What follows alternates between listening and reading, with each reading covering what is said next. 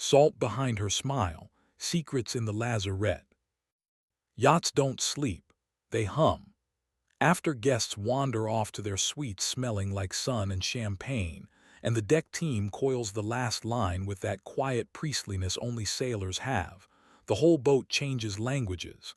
Daytime talks in laughter over teak and ice clattering in cut crystal. Night talks in amperage and coolant loops, shaft bearings and bilge alarms.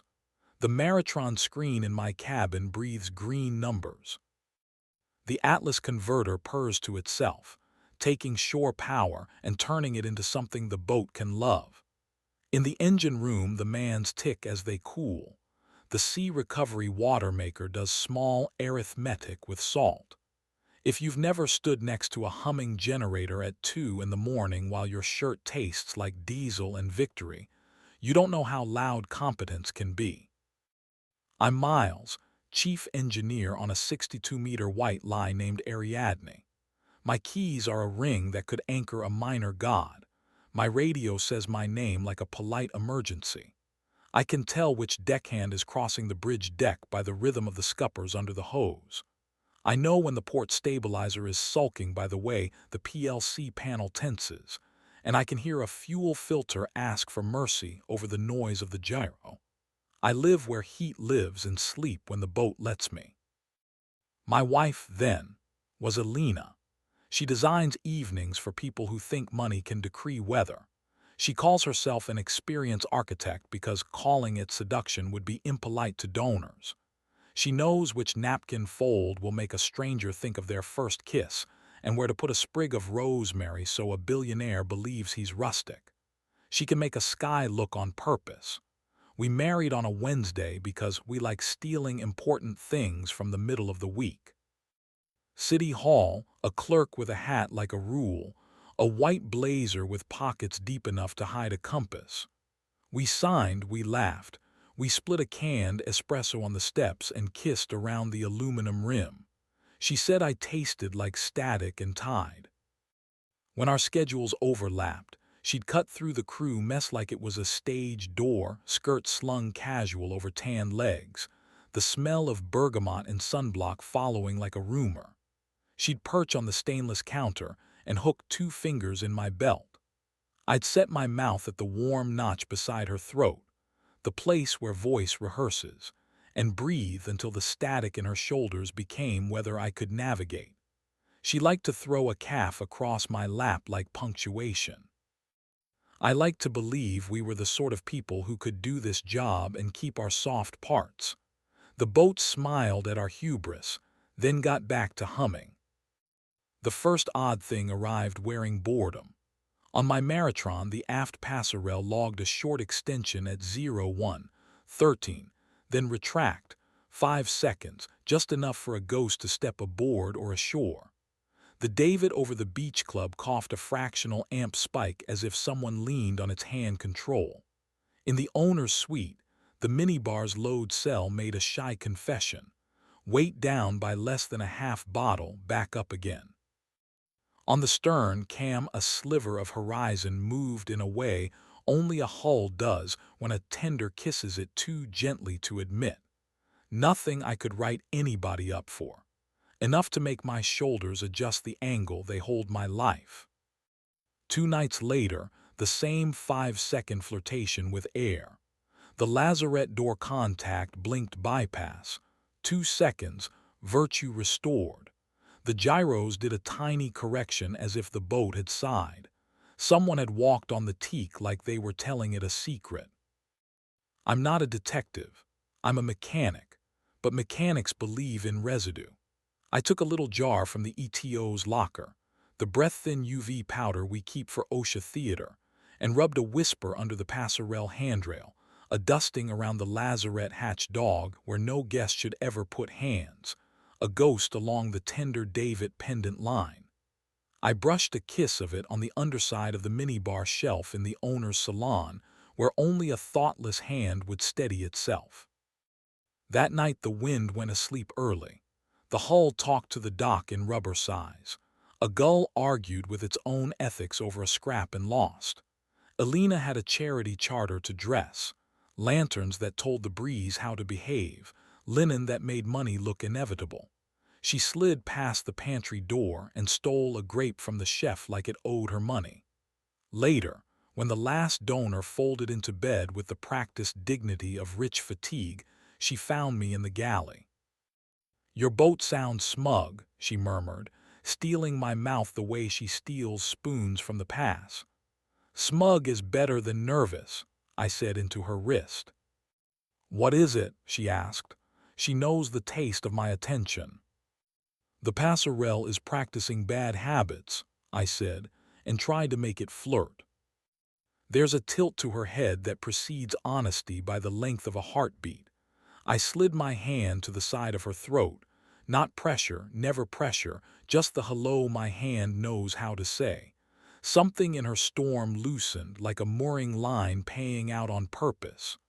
"Miles," she said, and the building hum listened in. "We should talk." We didn't write an open treaty like people in think pieces with better intentions than stamina. We made a smaller pact in the crew corridor eating cold pizza. We tell the truth before anyone else does. We keep the boat sacred. We do not bring our worst appetites into the Lazarette. "If you want more than me," I said, surprising myself with the gentleness in it, "you tell me before the passerelle learns your name." She nodded and put her forehead to mine, and we stood like that, two grown people pretending a vow could be a cleat. In the morning my UV said the quiet part out loud. A shy green crescent glowed under the passerelle handrail. The Lazarette dog sang to me where a hand had kissed it. The tender pendant line wore a smear like ambition. In the owner's salon, under the shelf, a thumbprint had a mouth. I could have swallowed it. I know how to swallow worse. But the sea breeds superstition and devotion in the same room. The Lazarette is my chapel. I went down to it like a man asking God for a clue and found a hairpin on the teak. Not Alina's tortoiseshell, but a cheap silver thing trying to be a star. I picked it up with the same careful fingers I use on cotter pins and stayed down there longer than the air is kind. The other man's name arrived with a guest list and a smile. Our charterer's best friend had brought along a mascot for attention, Rafe Dumas, a Friedever with a feed full of lungs and egos. He photographs like debt and laughs like a man who expects the ocean will blink first. Up close he is professionally polite. He shook my hand on the swim platform, eyes already scanning the horizon for something to conquer. "You keep a quiet yacht," he said. "She listens," I said, "because I don't owe strangers the truth." I didn't ask Alina in the galley or the crew mess or anywhere Steele could remember my voice. I asked her on land, on the quay where cement tells the truth poorly and gulls major in mockery. "Is there something you want more than me that you forgot to tell me about before the passerelle did?" I tried to make it a joke. My mouth failed its audition. She looked like a woman who has learned to cost out her own desires in advance. "I wanted to be wanted," she said, "by someone who doesn't know I can ballast a room." She said his name and didn't make it smaller. "It wasn't in the Lazarette," she added too quickly, as if that somehow honored my church. "We said the boat is sacred," I said, and hated the way the word we tried to plead. "I won't bring it below decks," she said. She did not ask for absolution. She did not perform remorse for my benefit. I loved her more right then than any neat version of us would have allowed. We tried for a while. We made the bed on purpose. We ate sitting down. We did our jobs better than most people's best days. She kept her promise to the Lazarette. I pretended the UV powder had retired. At night, I put my hand at her throat and breathed there and counted breaths like they were currency for a country I still belonged to. We ferried nights like gentle contraband across mornings.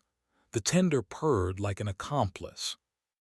Then the engine room door contact, a thing that never lies, logged a 3-second bypass at 0203, the sort of hiccup only an idiot or a person in love would risk. On the heat exchanger cover, there was a smear of something dark and glossy that did not originate from any machine I own.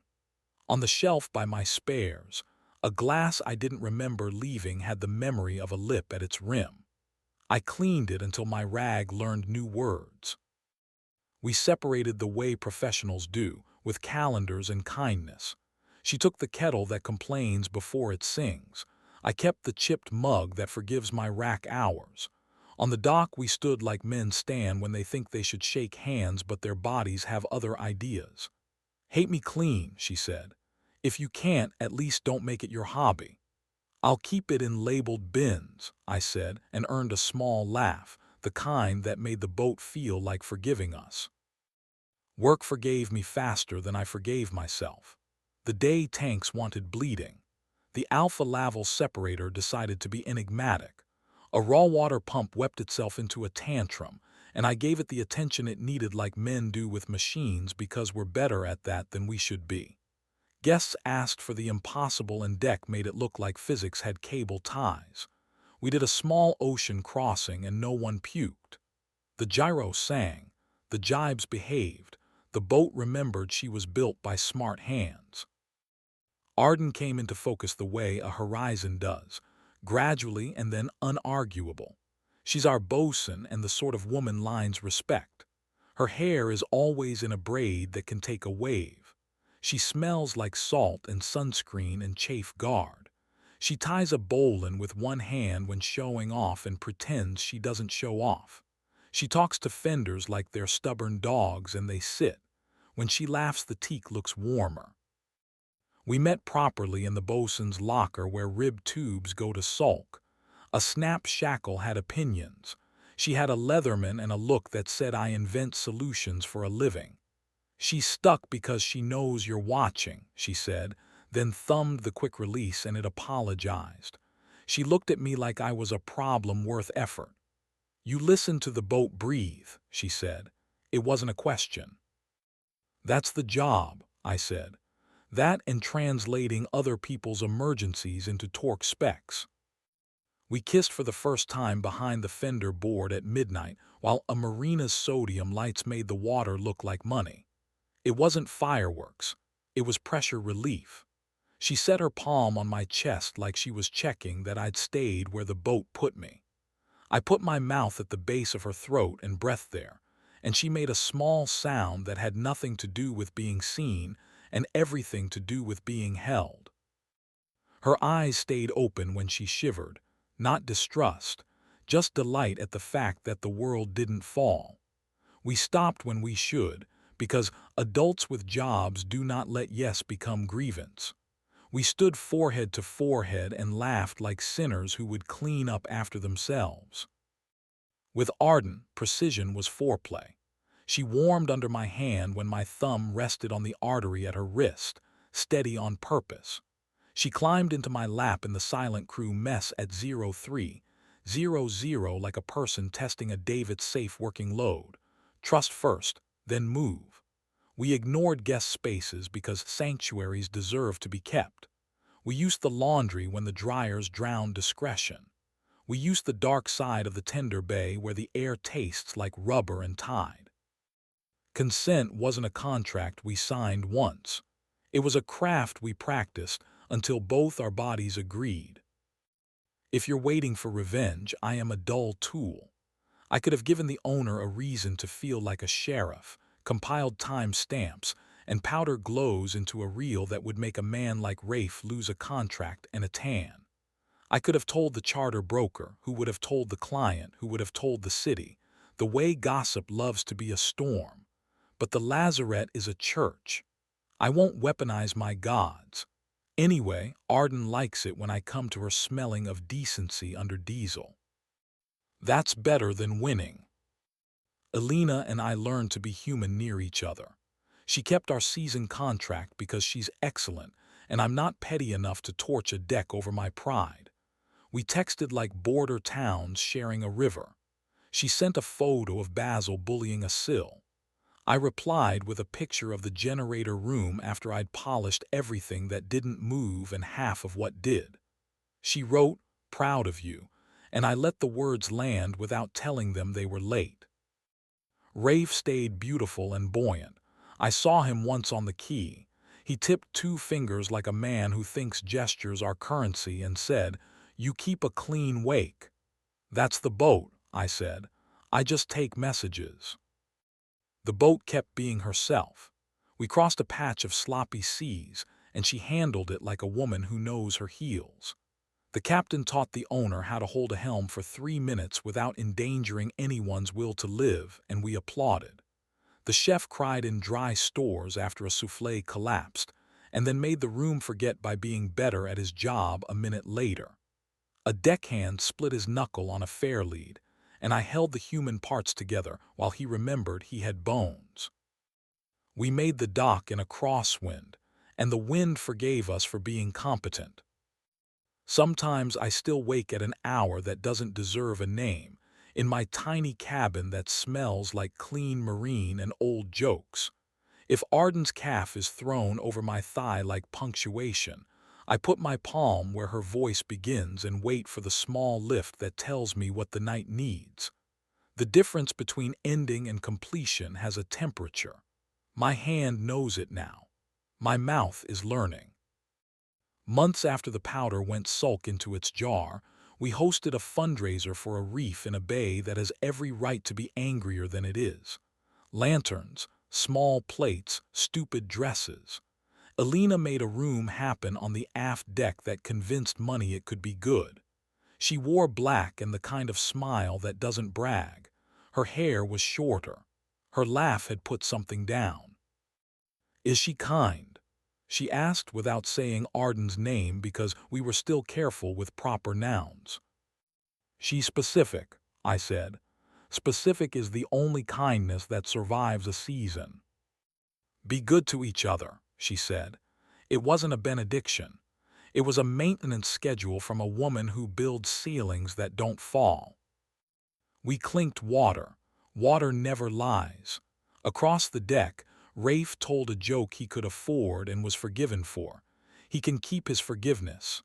I had a different jurisdiction, a Lazarette that trusts me and a woman who reads lines like weather. The boat kept being a boat.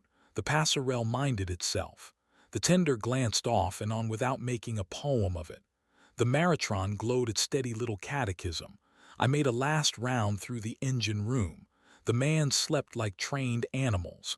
I ran my knuckles over a guard rail the way you pet a dog who's done a good day. "Bilge's clear," I told the air, which is another way of telling my chest. "Tank's happy, Atlas purring, we're good." Back in my cabin, Arden was a dark shape made of trust and mistakes worth having. I slid in, set my mouth in the place where her neck admits its softness, and breathed like a man who knows which rooms are sacred and which are only expensive. She made that small noise that makes laws right themselves and threw her calf over my thigh. We didn't talk about powder or passerelles, or what a man will do with his shame when he thinks he can make something out of it. We just did the maintenance, stabilize, then repair, test, then touch, keep records, not grudges, do the job. In the morning, the boat would want coffee and diesel, and for me to beg the starboard genset to stop pretending it had feelings. A charter broker would call and say a client's child needed a unicorn, and then decide a jet ski with a bow would do. The captain would ask for impossibility in a tone that suggests he had already apologized in his heart. The teak would get hot, and I'd miss shade like a lover. The Lazarette would smell like rubber and religion. If the passerelle ever blinked 5 seconds again, I'd notice. I'd decide whether to reach for the UV or the person I've become since I put the UV away. Lately, I put my palm against the warm steel of the door, breathe like a man who trusts his boat, and whisper the only truth a hull understands. "I've got you." Then I climb the ladder to the deck and the day, where a woman is coiling line like a sermon and grinning at me like whether I want to be out in, and the sea waits, as patient as forgiveness, for us to get on with it.